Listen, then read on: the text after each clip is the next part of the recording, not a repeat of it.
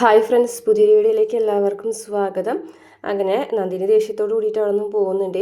അതിനുശേഷം കമലാമങ്ങ തൊഴുത് പ്രാർത്ഥിക്കുന്ന സമയത്ത് വേദ അവിടേക്ക് വരികയാണ്. അങ്ങനെ രണ്ടുപേരും കൂടെ സംസാരിക്കുകയാണ്. എന്നിട്ട് പറയുന്നുണ്ട്, വിക്രമും അച്ഛനും എവിടെയാണ് മോളെ എന്ന് ചോദിക്കുമ്പോൾ അറിയില്ല അമ്മേ. എന്തായാലും രണ്ടുപേരും കൂടി അങ്ങോട്ട് മാറി നിന്ന് സംസാരിക്കുന്നുണ്ടെന്ന് പറയുമ്പോൾ കമലാമ്മ പറയും, അത് അവർക്ക് ഒരുമിച്ച് സംസാരിക്കണം എന്ന് പറയുന്നത് കേട്ടപ്പോൾ തന്നെ ഒരു ആശ്വാസമായി എന്ന് പറയാൻ കേട്ടോ. അന്നേരം വേദ പറയുന്നുണ്ട്, ഞാൻ പറഞ്ഞില്ല അമ്മേ, വിക്രം മലയ്ക്ക് പോയി വരുന്നതോട് കൂടിയിട്ട് നമ്മുടെ വീട്ടിലെ എല്ലാ പ്രശ്നങ്ങളും തീരുന്നു. അന്നേരം കമലാമ്മ ചോദിക്കുന്നു, ആണോ, ശരിയാണോ, നമ്മുടെ വീട്ടിലെ എല്ലാ പ്രശ്നങ്ങളും തീരുന്നു? മോള് പറഞ്ഞത് സത്യമായിട്ടാണോ എന്ന് ചോദിക്കുകയാണ്. എന്താ അമ്മ അങ്ങനെ പറഞ്ഞത്?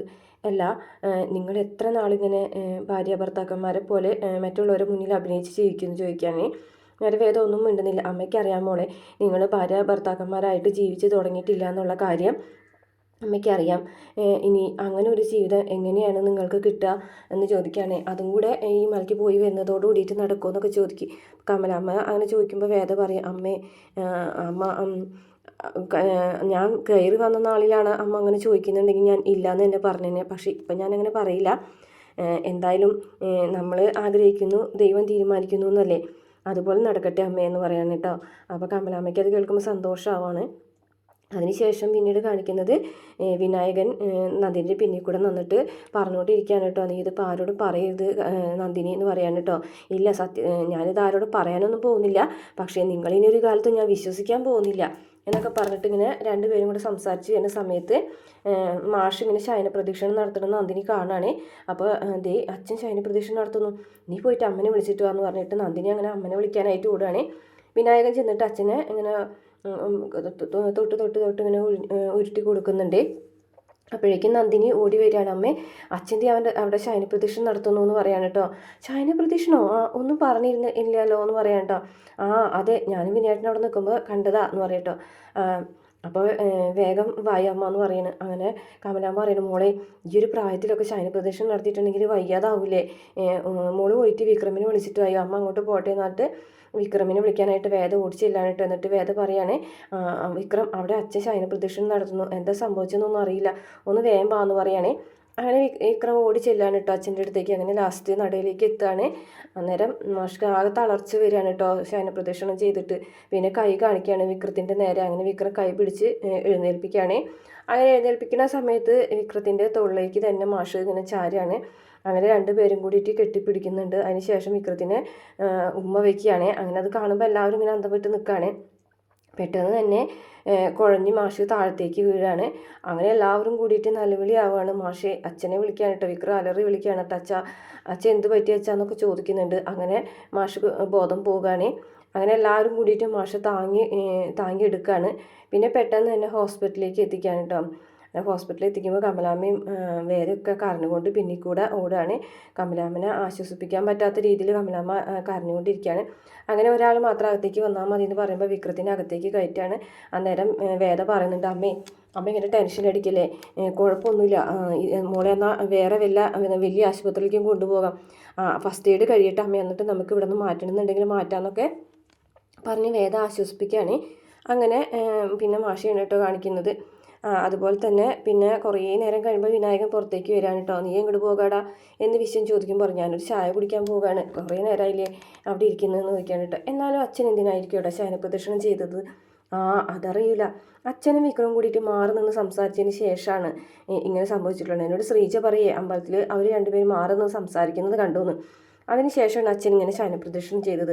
അതിൽ പിന്നിൽ എന്തോ ഉണ്ടല്ലോ എന്നൊക്കെ ചോദിക്കാൻ കേട്ടോ വിശ്യം. അപ്പോൾ വിനായകനാണെന്നുണ്ടെങ്കിൽ എന്ത് പറയണമെന്നൊന്നും അറിയില്ല.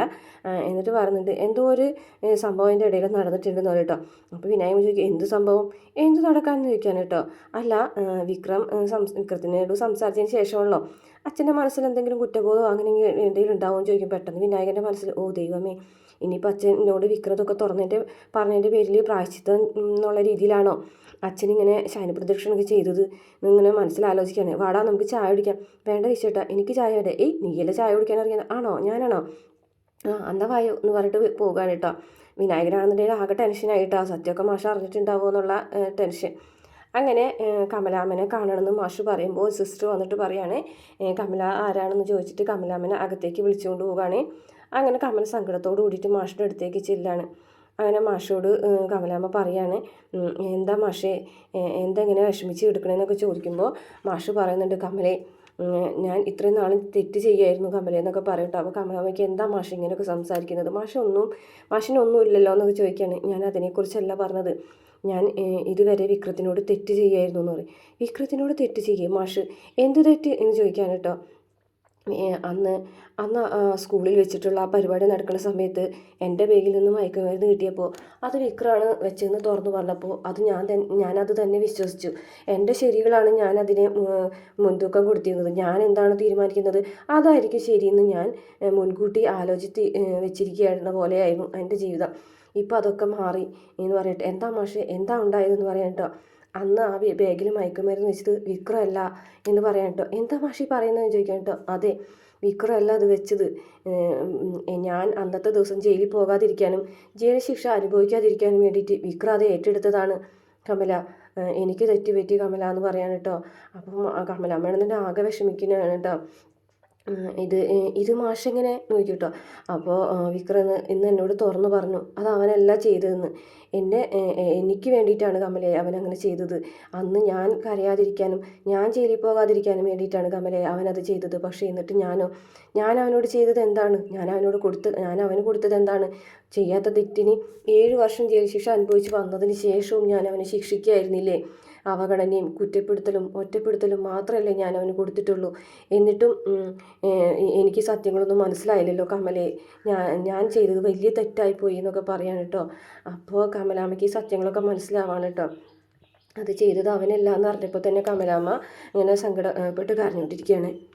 അതിനുശേഷം കമലാമ്മ പറയും, സാറില്ല മാഷേ, ഇത്രയും നാൾ അവനെ നമ്മൾ സ്നേഹിക്കാതിരുന്നതിനും കുറ്റപ്പെടുത്തിയതിനും നമുക്ക് ഇനി അവനെ സ്നേഹിക്കാം. ഇനി ഇഷ്ടം പോലെ സമയമുണ്ടല്ലോ, അതിനുള്ള പ്രായശ്ചിത്തം പോലെ അവനെ നമുക്ക് സ്നേഹിക്കാം. മാഷ് വിഷമിക്കുകയും ടെൻഷൻ അടിക്കൊന്നും വേണ്ട എന്നൊക്കെ പറഞ്ഞ് ആശ്വസിപ്പിക്കുകയാണ്. ആ സമയത്ത് സിസ്റ്റർ വരികയാണ് കേട്ടോ. സിസ്റ്റർ വന്നിട്ട് പറയും, നിങ്ങൾ കുറേ നേരമായല്ലോ സംസാരിക്കുന്നത്, പേഷ്യൻറ്റിനെ നല്ല ആശ്വാസം കൊടുക്കാമെന്ന് പറഞ്ഞിട്ട് പേഷ്യൻറ്റിനെ കരയിപ്പിക്കുകയാണോ ചെയ്യുന്നതെന്നൊക്കെ ചോദിച്ചിട്ട് ചീത്ത പറയുകയാണ്. വേഗം പോകാൻ പറയട്ടോ, കുറച്ച് നേരം കൂടി ഇരുന്നോട്ടേന്ന് ചോദിക്കുമ്പോൾ വേണ്ട എൻ്റെ ജോലി പോകും, നിങ്ങൾ എഴുന്നേറ്റ് പോകുമെന്ന് പറയുകയാണ്. അതിനെ കമലാമ്മ പറയും, മാഷ് വിഷമിക്കൊന്നും വേണ്ട, നമുക്ക് അവനോട് ഇനിയും സ്നേഹത്തോടെ പെരുമാറാനുള്ള അവസരങ്ങളൊക്കെ ഉണ്ട് എന്നൊക്കെ പറഞ്ഞിട്ട് അവിടെ നിന്ന് പോകും കേട്ടോ.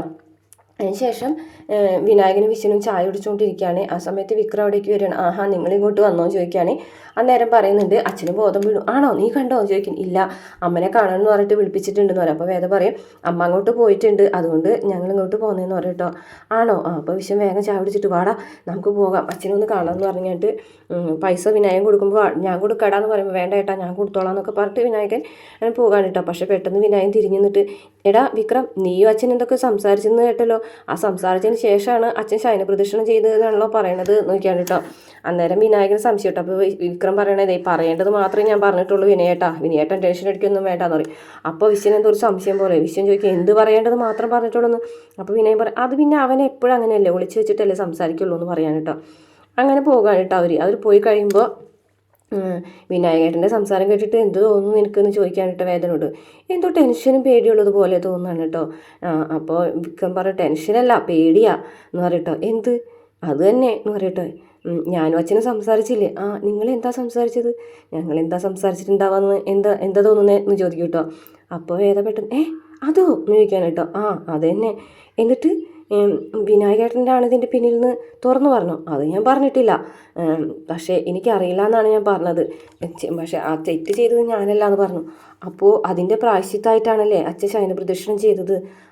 അതായിരിക്കും. പക്ഷെ ഞാൻ അച്ഛൻ ഇങ്ങനെ ചെയ്യുമെന്ന് ഞാൻ വിചാരിച്ചിരുന്നില്ല എന്ന് പറയുകയാണെ. അവിടെ വെച്ചിട്ട് അച്ഛൻ അങ്ങനെ ചോദിച്ചപ്പോൾ എനിക്കത് തുറന്നു പറയേണ്ടി വന്നു.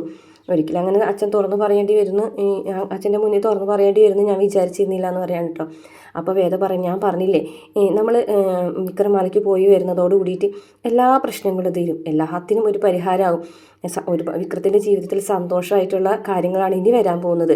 ആദ്യം മുമ്പായിട്ടുള്ള ചെറിയൊരു ദുഃഖമാണ്, അതൊന്ന് മനസ്സിലാക്കിയാൽ മതി എന്ന് പറയാൻ കേട്ടോ വേദ അങ്ങനെ പറഞ്ഞുകൊണ്ട് നാളത്തോടു കൂടിയിട്ട് ചായ കുടിക്കുന്ന സമയത്ത് വിക്രവും ഒരു പ്രണയത്തോടു കൂടിയിട്ട് വേദന നോക്കുകയാണ് കേട്ടോ. വേദന കണ്ണെടുക്കാതെ നോക്കണമെങ്കിൽ വേദയ്ക്കും ചെറിയൊരു നാണൊക്കെ വരുന്നുണ്ട്.